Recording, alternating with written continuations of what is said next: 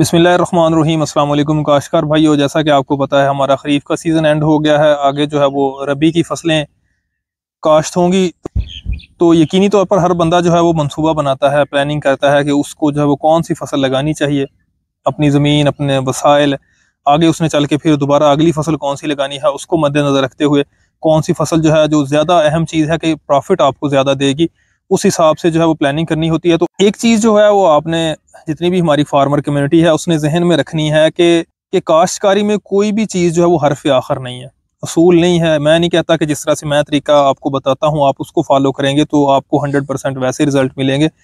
अगर आप एक अच्छा जो है वो मुशाहिदा रखते हैं, ऑब्जर्वेशन आपकी अच्छी है, फसल की ज़रूरत को आप पहचानते हैं, तो यकीनी तौर पर आप अगर मेरे साथ नहीं भी चल रहे तो फिर भी आप कामयाब हैं।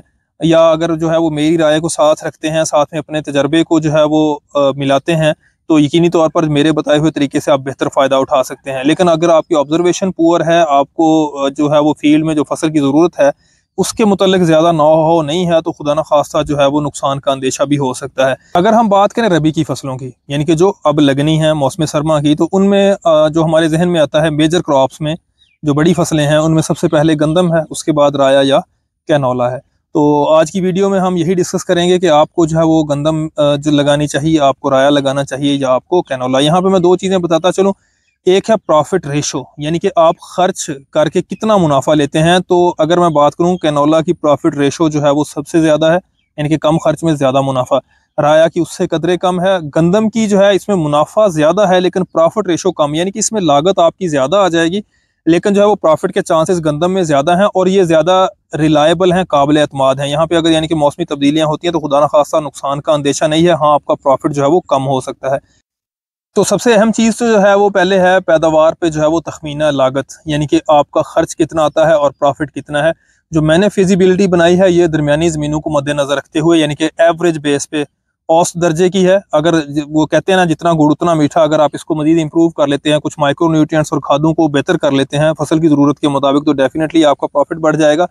लेकिन जो दरमियाने दर्जे की मैनेजमेंट है उसके हवाले से अगर मैं बात करूं, तो अगर गंदम के हम 1 एकड़ की बात करें तो उसमें जो है वो 1.5 बैग जो है वो डीएपी का, अगर आज की कीमतों की मैं बात करूं तो ये 18,000 बनते हैं। यूरिया जो है वो जो सीजन के हिसाब से 4500 में मैंने लगाया 2 बैग, 9,000 रुपए के 1 बैग जो है वो कैन गुआरा का। और अगर एसओपी और कुछ माइक्रो न्यूट्रिएंट्स, जैसे कि अगर आप जिंक देते हैं पोटाश के साथ, जो है वो आप बोरान और दूसरा जो है वो किसी और पोटाश का स्प्रे करते हैं, तो उस सेंस में हमने 15,000 रुपये रखे हैं। 15,000 रुपया जो है वो ज़मीन की तैयारी में, 7,000 रुपये जो है वो हमने बीज की मद में रखा है, और 5 पानी जो कि 2500 रुपया एक पानी के हिसाब से मैंने औसत जो है वो तखमीना लगाया है, जो कि 15,000 रुपये के हैं। इसके अलावा स्प्रे की मद में, जिसमें वीडीसाइड्स का कंट्रोल है, उसमें 5,000 रुपये हमने जो है कॉस्ट रखी है। तो इस तरह से कुल मिला के गंदम के 1 एकड़ का जो खर्च है ठेके के बगैर, वो हमारे पास जो है 80 से 85,000 रुपये जो है फी एकड़ बनता है। और अगर मैं बात करूं कि इस मैनेजमेंट को अगर आप इस्तेमाल करते हैं, मौसम फेवर देता है, तो 45 मन के करीब जो है वो आपकी एवरेज फी एकड़ गंदम आ सकती है। तो अगर हम उसको मल्टीप्लाई करते हैं, ज़रब देते हैं, जो कि एक्सपेक्टेड गंदम की कीमत है 4400 मैंने रखी है, वो मे भी कम भी हो सकती है, ज़्यादा भी हो सकती है, तो वो 1,75,000 बनते हैं।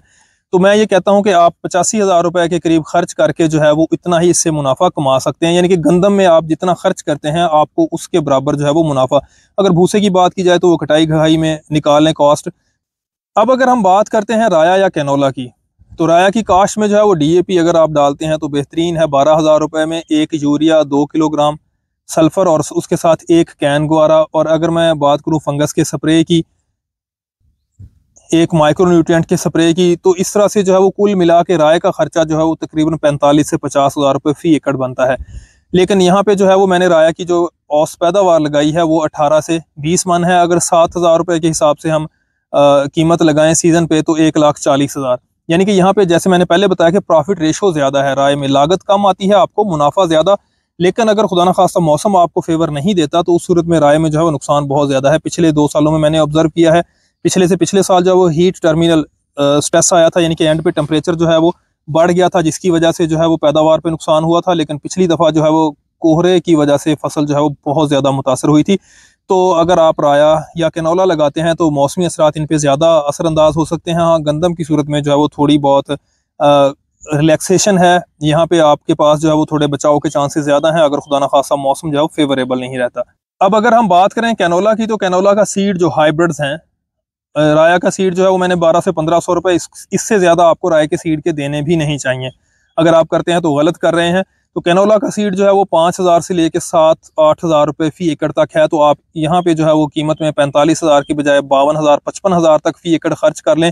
बाकी जो है मैनेजमेंट कैनोला की सेम है, लेकिन यहाँ पे पैदावार का आपको थोड़ा सा एज मिलता है, 20 की बजाय 25 मन एवरेज पैदावार जो मैंने एक DAP, एक कैन गुआरा और 2 किलोग्राम सल्फर और 1 यूरिया के साथ बताई है। तो यहाँ पे आप औसत पैदावार कैनोला की सूरत में 25 मन कर लें। और रेट्स जो है वो कैनोला के चूँकि राया से निस्बतन बेहतर होते हैं, तो अगर 7200 के हिसाब से भी लगाएं तो ये बढ़ जाएंगे। तो प्रॉफिट रेशो जो है वो कैनोला में भी बहुत अच्छी है। लेकिन अगर आप टाइम पे कटाई नहीं करते, बारिशें हो जाती हैं या क्या जो है वो कोहरा फ्रास्टिंग होती है, तो उस सूरत में जो है वो नुकसानात का अंदेशा यहाँ पे भी खुदा न खास्ता है। अब ये तो थी एक ब्रीफ सा मैंने कंसेप्ट दिया है पैदावारी लागत का, और उसके बाद जो है जो मुमकिन आपको प्रॉफिट हो सकता है उसका। दूसरी तरफ अगर हम देखें कि आपको अब फसल लगानी कौन सी चाहिए, तो जो मैं बिलीव करता हूँ, हमेशा फॉलो करता हूँ, वो ये है कि हमें जो है वो सारे अंडे एक टोकरी में नहीं रखने।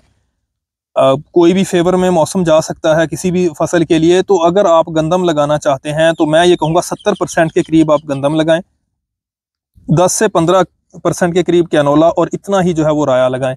या अगर आप कैनोला नहीं लगाते तो 70 से 80% जो है वो गंदम और 20 से 30% जो है वो राया लगा लें, या जो है वो आप कैनोला लगा लें। यानी कि इतनी रेशो में आप लाजमी राया कैनोला को रखें। यानी कि जो बेहतर स्ट्रेटजी है वो ये है कि जितनी आप गंदम लगाते हैं, बाकी जितना भी आपने राया लगाना है उसमें आधा राया लगाएं, आधा जो है वो कैनोला लगाएं। ये एक बेहतर हिकमत अमली होगी, मेरी ये नाकस राय है। इसके अलावा जो आपने अगली फसल लगानी है उसकी स्ट्रेटजी इस चीज़ पे भी है कि अगर आप जो है प्लान करते हैं कि हमने गंदम की फसल के बाद या राया की फसल के बाद आगे चल के जो है वो अगेती कपास लगानी है, जो कि एक मुनाफा बख्श फसल है, तो फिर यकीनी तौर पर जो एकड़ आपने प्लान किए हुए हैं कपास के लिए, उनमें आप राया लगाएं। कैनोला भी लगाएंगे तो वो भी लेट हो जाएगा। अगर आप राया लगाते हैं तो वो ज़मीन जल्दी फारिग हो जाएगी, आप मार्च 15 तक जो है वो आसानी से कपास की फसल लगा सकते हैं। अब जो है वो मौसमी असरात जिस तरह से हमें मुतासर कर रहे हैं, उसके मुताबिक आपने राया किस डेट को लगाना है, कैनोला किस टाइम को लगाना है। हमारे जो है वो शुमाली पंजाब, वस्ती पंजाब, जनूबी पंजाब ने जो है वो प्लानिंग किस तरह से करनी है, इसके बारे में इंशाल्लाह हम अगली जो हमारी वीडियोस होंगी वो राया और कैनोला के हवाले से होंगी। उसके बाद हम गंदम को जो है वो स्टार्ट से एंड तक जो है वो फॉलो करेंगे। अगर आप मजीद इसी तरह की मालूमाती वीडियोस फसलों के मुतालिक चाहते हैं तो हमारे चैनल को सब्सक्राइब करें, वीडियो को लाइक करें। और अगर आपका किसी किस्म का कोई क्वेश्चन हो फसलों की मैनेजमेंट के हवाले से, तो आप कमेंट बॉक्स, डायरेक्ट व्हाट्सएप के थ्रू, या इस वीडियो के डिस्क्रिप्शन में हमारा व्हाट्सएप ग्रुप का लिंक दिया हुआ है, आप हमें जो है वो हमारे व्हाट्सएप ग्रुप में ज्वाइन कर सकते हैं।